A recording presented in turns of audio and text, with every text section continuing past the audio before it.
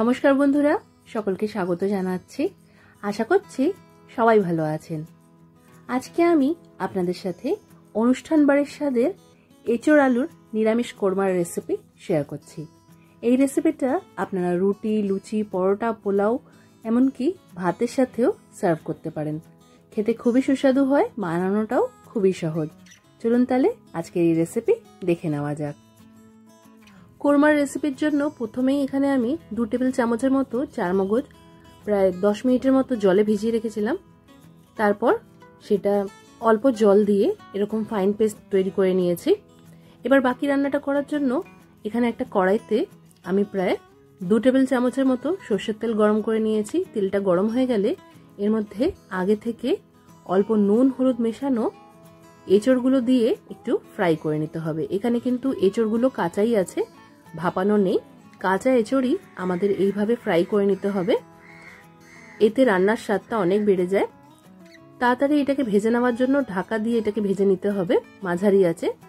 তো আমি এটা প্রায় 3 মিনিটের মতো ঢাকা দিয়ে মাঝারি আঁচে ভেজে নিয়েছি। এঁচড়গুলো হালকা সোনালি করে ভাজা হয়ে গেছে। এবার এগুলোকে আমি তুলে নিলাম।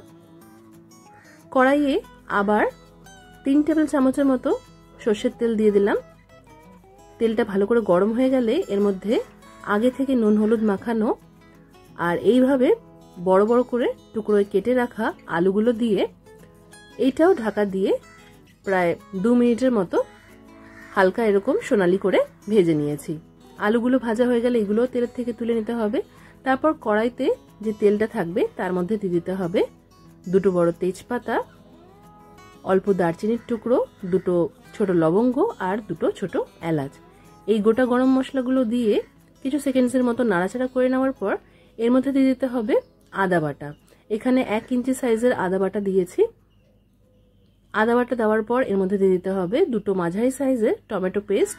আপনারা এই রান্নায় কিন্তু টক দইও ফেটিয়ে ব্যবহার করতে পারেন। তারপর রান্নার স্বাদ অনুসারে এখানে নুন হলুদ গুঁড়ো দিয়ে দিতে হবে, আর তার সাথে দিয়েছি লঙ্কা গুঁড়ো এখানে 1/2 চা চামচের মতো, জিরে গুঁড়ো দিয়েছি এখানে 1 টেবিল চামচ, আর ধনে গুঁড়োটাও এখানে 1 টেবিল চামচ দিয়েছি। এই সব মশলাগুলোকে আমাদের মাঝারি আছে প্রায় 2 মিনিটের মতো ঢাকা দিয়ে কষিয়ে নিতে হবে। তো 2 মিনিটের মতো এটাকে মাঝারি আছে আমি কষিয়ে নিয়েছি। দেখতেই পাচ্ছেন মশলাটা সুন্দরভাবে আমাদের কষানো হয়ে গেছে। যখন মশলার থেকে সাইড দিয়ে তেলটা আলাদা হয়ে যাবে তখন এর মধ্যে আমরা আগে থেকে ভেজে রাখা এঁচড় আর আলুগুলো দিয়ে দেব। তারপরে এগুলোও বাকি মশলার সাথে ভালো করে মিশিয়ে নিয়ে আরো 2 মিনিটের মতো কড়াইতেই কষিয়ে নেব। 2 মিনিট এইভাবে কষিয়ে নেওয়ার পর আমরা যে চারমগজের পেস্টটা তৈরি করে রেখেছিলাম সেইটা দিয়ে দিতে হবে। আপনারা এখানে চারমগজের জায়গায় কিন্তু কাজুও ব্যবহার করতে পারেন। চারমগজটা দিয়ে ভালো করে মিশিয়ে নিয়ে একদম কমানো আছে এটা 1 মিনিটের মতো রান্না করে নিতে হবে। তো আমি এটাকে তাড়াতাড়ি রান্না করার জন্য ঢাকা দিয়ে 2 মিনিটের মতো কষিয়ে নিয়েছি। তারপর ঢাকাটা সরিয়ে নিয়ে এর মধ্যে দিয়ে দিয়েছি উষ্ণ জল। তো আমি যে বাটিতে চারমগজের পেস্ট রেখেছিলাম তার মধ্যেই উষ্ণ জলটা দিয়ে সেই জলটা দিয়ে দিয়েছি। জলটা দিয়ে খুব ভালো করে মিশিয়ে নিতে হবে। আবারও এটা ঢাকা দিয়ে 3 মিনিটের মতো আমাদের রান্না করে নিতে হবে। 3 মিনিট পর আমি ঢাকাটা সরিয়ে নিলাম। এবার ওপর থেকে স্বাদের জন্য দিয়ে দিলাম 1 চা চামচ চিনি, 1 চা চামচ এর মধ্যে দিয়ে দিতে হবে ঘি। এতে কোরমার স্বাদটা অনেকটাই বেড়ে যাবে। আবারও এটা ভালো করে মিশিয়ে নিতে হবে।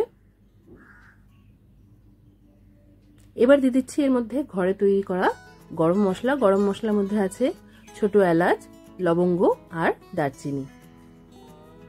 এইগুলো দিয়ে সব ভালো করে মিশিয়ে নিলাম।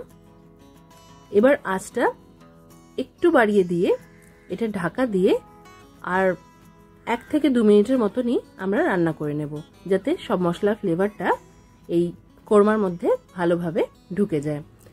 এই রান্নার স্বাদটা আর একটু বাড়ানোর জন্য ওপর থেকে 1 চা চামচ কেওড়ার জল বা গোলাপ জল মিশিয়ে নিতে পারেন। তো এইভাবে তৈরি হয়ে গেছে আমাদের নিরামিষ এঁচড় আলুর কোরমা। অবশ্যই করে রেসিপিটা ট্রাই করবেন। কমেন্ট করে জানাতে ভুলবেন না যে কেমন লাগলো। আজকের মতো এখানেই শেষ করলাম। সবাই খুব ভালো থাকবেন আর সবাইকে খুব ভালো রাখবেন। ধন্যবাদ।